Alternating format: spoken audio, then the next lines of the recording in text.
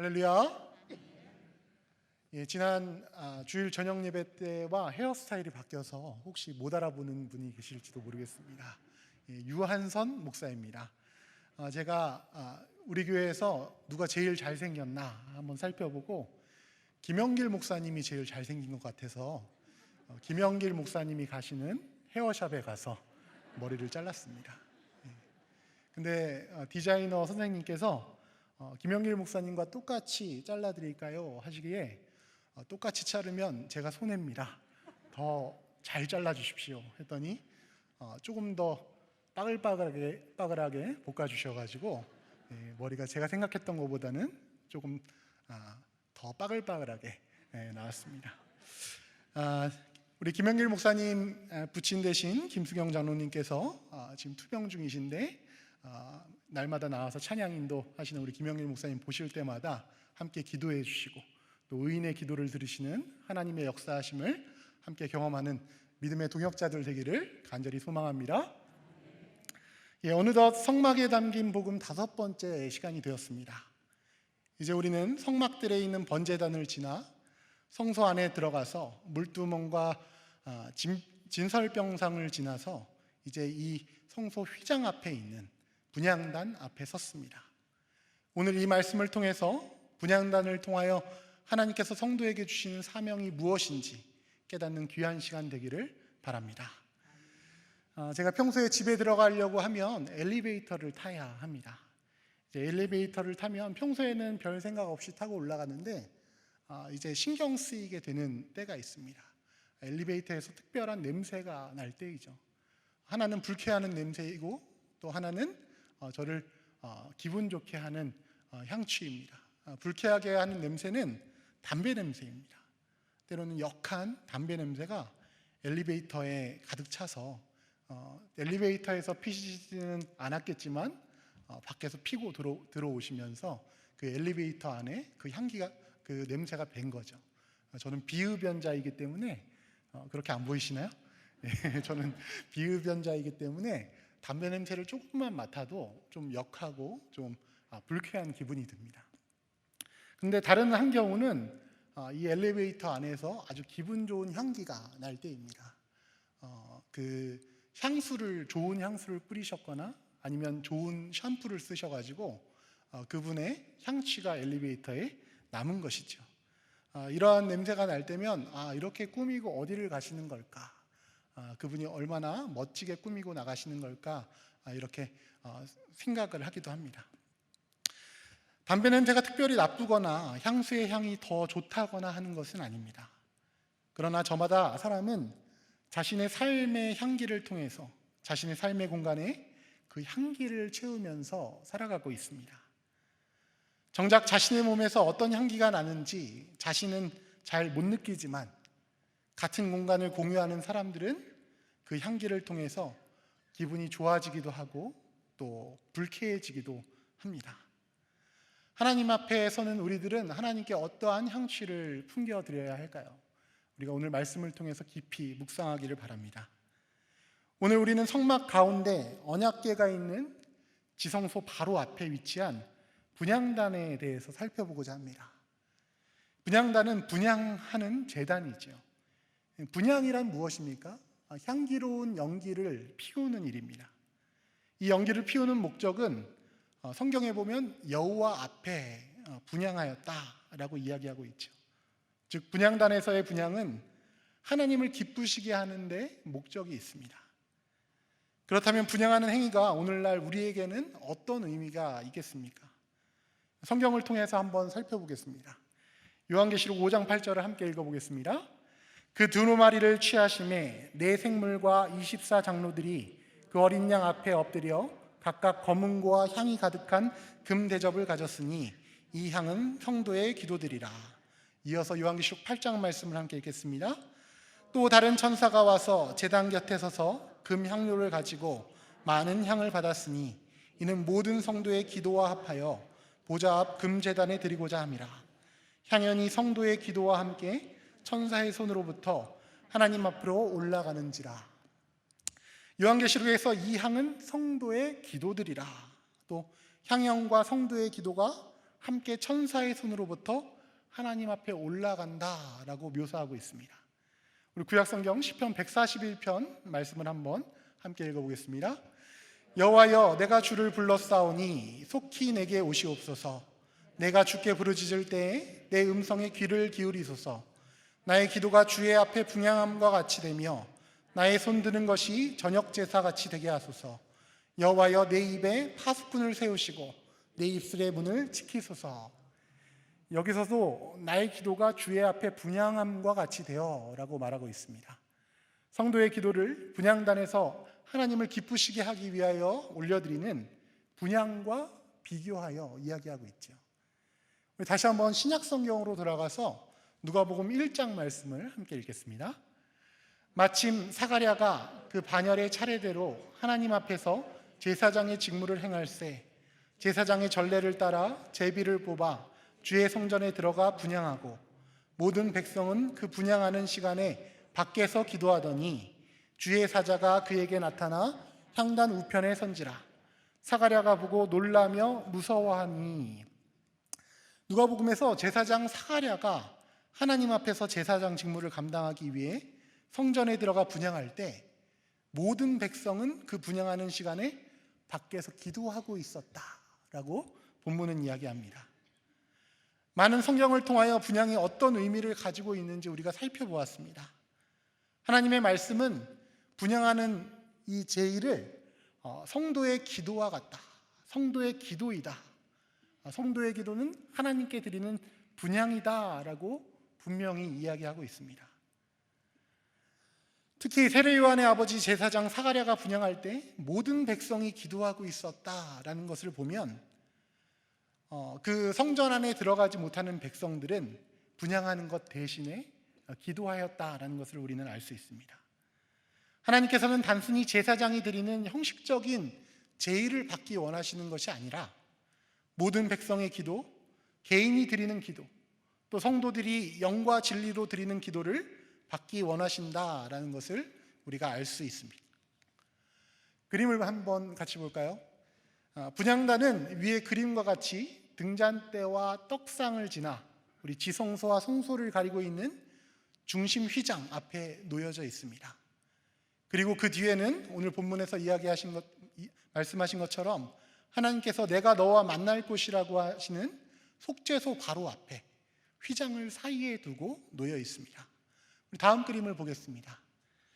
다음 그림은 분향하는 모습인데 이와 같이 분향을 통해 분향한 연기와 그 향기가 성막 안을 가득 채우게 됩니다. 그러나 이러한 연기가 무슨 의미가 있겠습니까? 이스라엘 백성이 그리하였던 것 같이 하나님께서는 저 연기가 성막 안에 또 지성소 안에 가득한 것처럼 하나님이 기뻐하시는 성도의 기도로 이 성막 안이 또 이 세상이 가득 차기를 바라시는 것입니다. 즉 우리들이 하나님 앞에 기도하는 것을 기뻐하시고 지금도 기도하는 주의 백성 되기를 바라시는 것입니다. 코로나19로 인해서 얼마나 힘들고 어렵습니까? 그런데 우리의 기도가 과연 이 어려운 시기에도 우리가 뜨겁게 기도하고 있는지 돌아보아야 할 것입니다. 이 하나님이 허락하신 세상 가운데 가득 채워가고 있는지를 돌아보아야 할 것입니다. 하나님께서 성도의 삶이 이 기도로, 성도의 기도로 가득 채워지시기를 바라고 계십니다. 그렇다면 분향단은 어떤 의미를 가지고 있습니까? 혹시 오늘 이 설교를 들으시고 나는 손재주가 있어, 집에 돌아가서 분향단을 만들 거야 하시는 분들 계신가요? 그런 분들은 계시지 않을 것입니다. 제가 일부러 분향단의 구체적인 사진도 오늘 보여드릴 수 있지만 공유를 하지 않았습니다. 그 분향단을 만드는 것이 무슨 의미가 있겠습니까? 그러나 하나님께서는 분향단이라는 것을 통해서 우리에게 분명히 말씀하고 계십니다. 분향이 성도의 기도라면 그 향이 담겨있는 지금 우리가 살고 있는 이 시대에 우리의 삶에 우리의 신앙이 바로 분향단일 것입니다. 분향단은 성도의 마음이요, 성도의 육신이요, 성도의 삶인 것입니다. 성교적 교회의 성도로서 우리는 세상에 나아가 삶의 예배를 드리는 성도입니다. 세상 가운데 하나님의 피조물들을 위해 하나님께 부르짖는 사명이 우리에게 있습니다. 우리의 마음과 육신과 신앙생활은 세상을 향한 중보의 기도를 담은 분향단입니다. 거룩한 제단으로 하나님께서 기뻐하시는 분향단으로서의 사명을 감당하는 성도들이 되셔야 할 것입니다. 엘리베이터의 고약한 냄새를 풍기는 사람도 있고 또 향기로운 향기를 나누는 사람도 있습니다. 사람이 제일 되는 목적은 하나님을 영화롭게 하는 것과 그를 영원토록 즐거워하는 것이라고 합니다. 그렇기 때문에 우리는 날마다 하나님이 기뻐하시는 것을 우리의 삶 가운데 분향해야 합니다. 하나님의 뜻을 강구하는 기도를 드려야 합니다.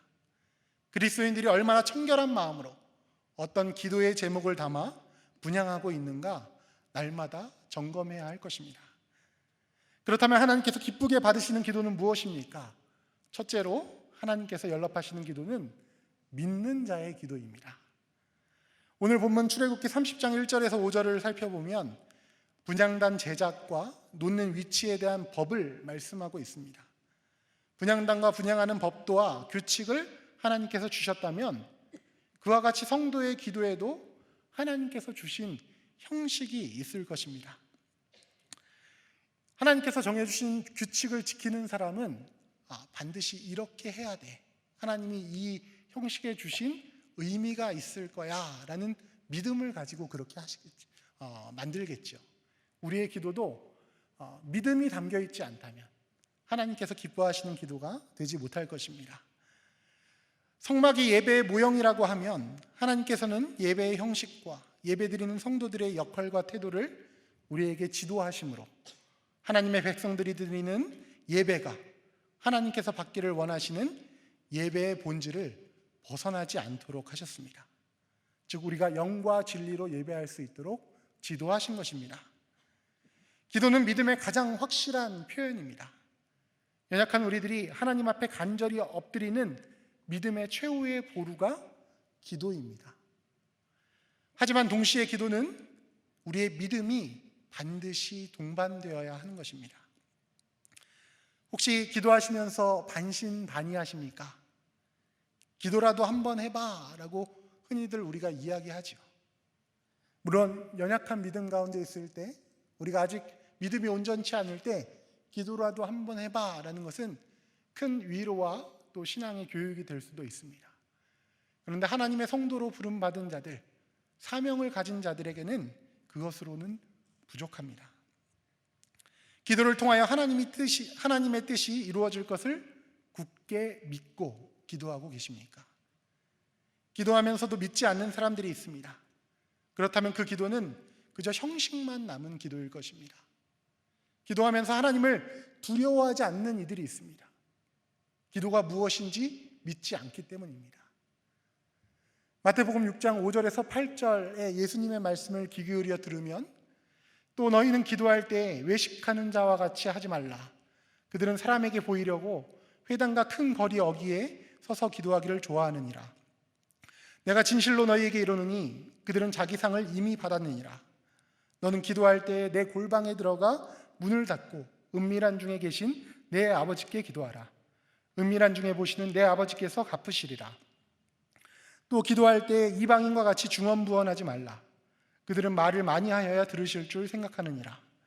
그러므로 그들을 본받지 말라. 구하기 전에 너희에게 있어야 할 것을 하나님 너희 아버지께서 아시느니라.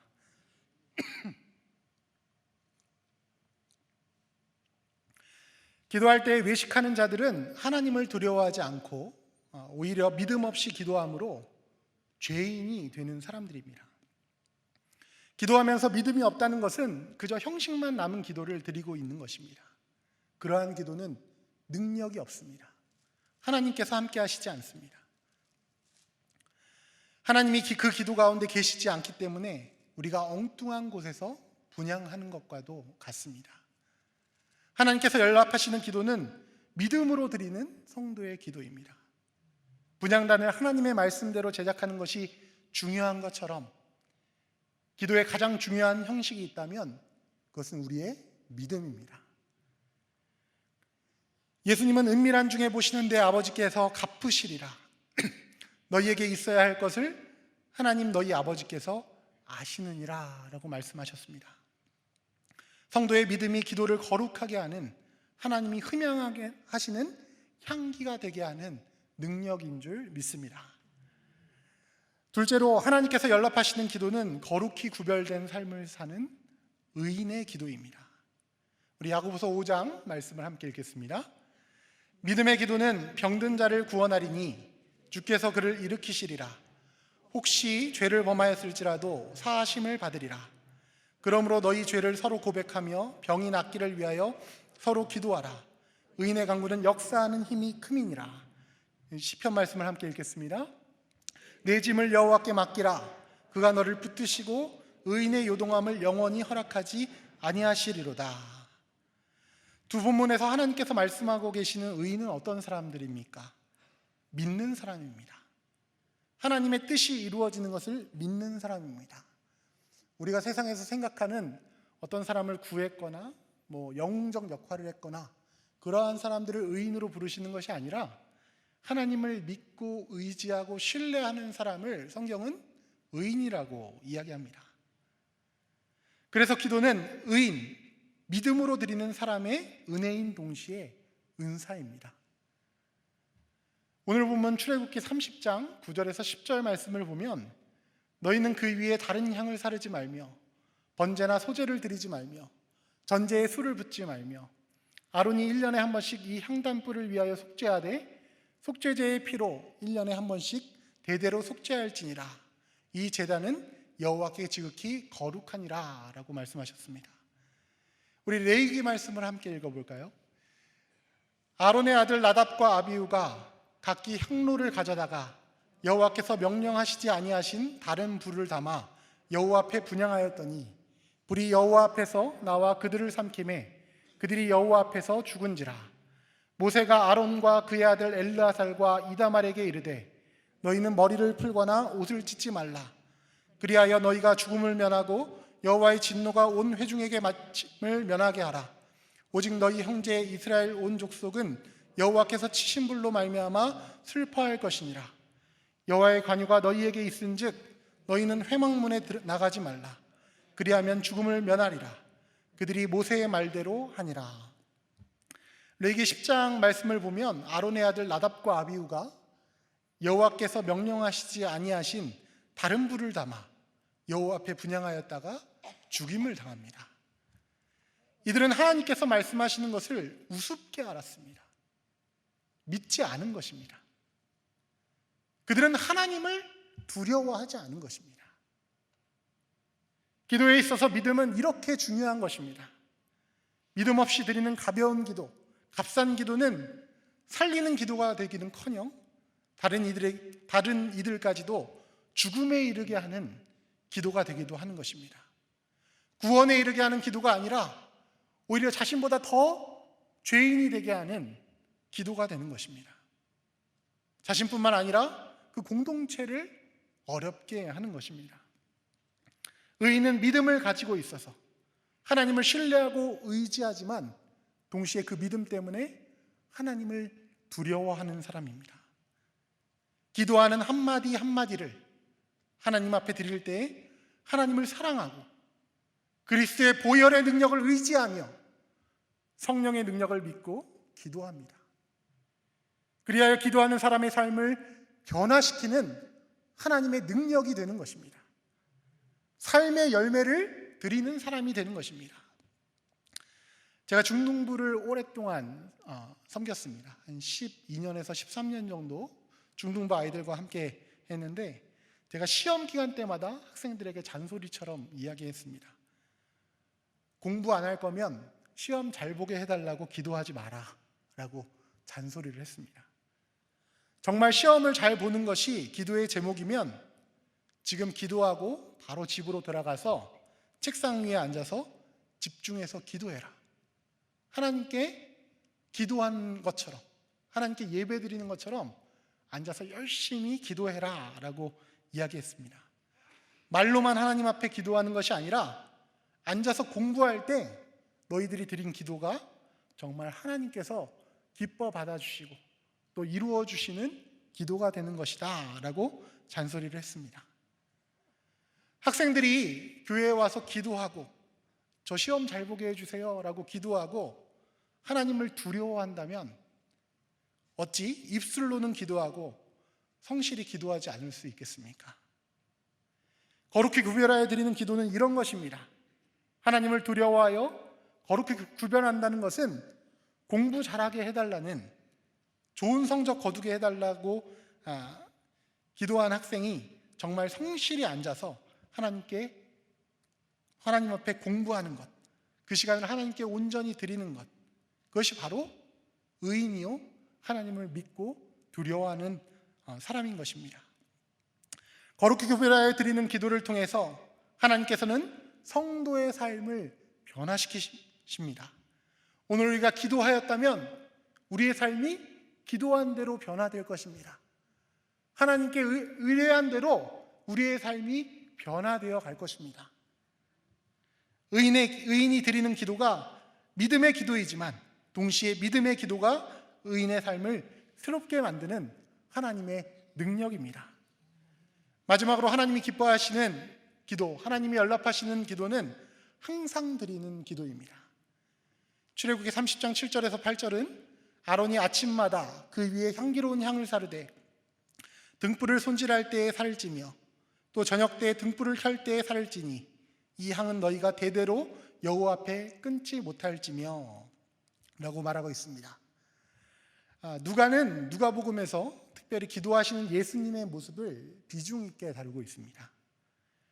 예수님께서는 누가복음 18장 1절에서 항상 기도하고 낙심하지 말아야 할 것을 말씀하셨습니다. 또 누가복음 21장 36절에서도 너희는 장차 올 이 모든 일을 능히 피하고 인자 앞에 서도록 항상 기도하며 깨어있으라고 말씀하셨습니다. 또 누가는 이어서 사도행전에서도 초대교회 성도들과 사도들의 기도하는 모습을 비중 있게 다룹니다. 사도들은 부활하신 예수님과 40일 동안 함께하였습니다. 그리고 하나님 나라의 일에 대하여 예수님께 직접 들었습니다. 오직 성령이 너희에게 임하시면 너희가 권능을 받고 예루살렘과 온 유대와 사마리아와 땅끝까지 이르러 내 증인이 되리라 하신 예수님의 언약을 선물로 받았습니다. 이 언약 안에 있는 예수님의 제자들과 초대교회 성도들은 오로지 기도하기에 힘썼다라고 성경은 증거하고 있습니다. 사도행전 1장 말씀 함께 읽겠습니다. 여자들과 예수의 어머니 마리아와 예수의 아우들과 더불어 오로지 기도에 힘쓰더라. 2장 말씀, 그들이 사도의 가르침을 받아 서로 교제하고 떡을 떼며 오로지 기도하기를 힘쓰니라. 사도행전 2장의 베드로 사도의 설교를 통하여서 믿는 자가 3,000명이나 더하여졌습니다. 부활하신 예수 그리스도의 신실한 약속 가운데로 초대받은 이들은 방치되지 않고 사도들의 가르침 가운데 있었는데 그 가르침을 통한 실천 중 하나가 오로지 기도하기를 힘쓰는 것이었습니다. 고린도전서 12장 3절에 또 성령으로 아니하고는 누구든지 예수를 주시라 할 수 없느니라고 증거하고 있습니다. 부활하신 예수 그리스도의 증인된 자들에게 가장 중요한 것은 바로 예수를 주라 고백하는 성령의 선물을 기다리는 것입니다. 그리고 성령 충만함을 받아 예수 그리스도를 주시라 고백하는 것입니다.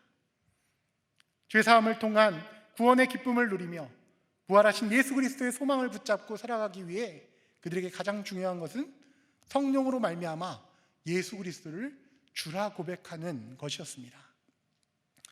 오로지 기도에 힘쓰니라. 이것이 성도의 사명입니다. 분향단 위에 피어오르는 성도의 기도의 연기가, 그 향취가 끊어지지 않도록 하는 것이 모든 믿는 자의 사명입니다. 빌 하이벨스 목사님의 예화 중에 간증 중에 이러한 간증이 있습니다. 한 번은 세례식을 치른 적이 있는데 세례식을 마치고 계단에 올라오는데 한 자매가 울고 있었습니다. 이 자매에게 이 기쁜 날 왜 울고 있습니까? 라고 이야기했더니 마음이 복잡합니다. 오늘 어머니가 세례를 받으셨어요. 그러면서 이 자매가 말을 이어갑니다. 저는 어머니를 위해 20년 동안 매일 기도했습니다. 제가 우는 건 제가 어머니를 거의 포기하려 했기 때문입니다. 그러니까 기도한 지 5년쯤 되자 이게 도대체 누굴 위한 거람? 하나님은 듣고 계시지도 않잖아 라는 생각이 들었어요. 10년이 지나자 내가 왜 이 힘을 허비하고 있담? 이라는 생각이 들었습니다. 15년이 지나자 이건 말도 안 돼 라는 생각이 들었어요. 19년이 지나자 내가 바보군 바보야 하는 생각이 들더라고요.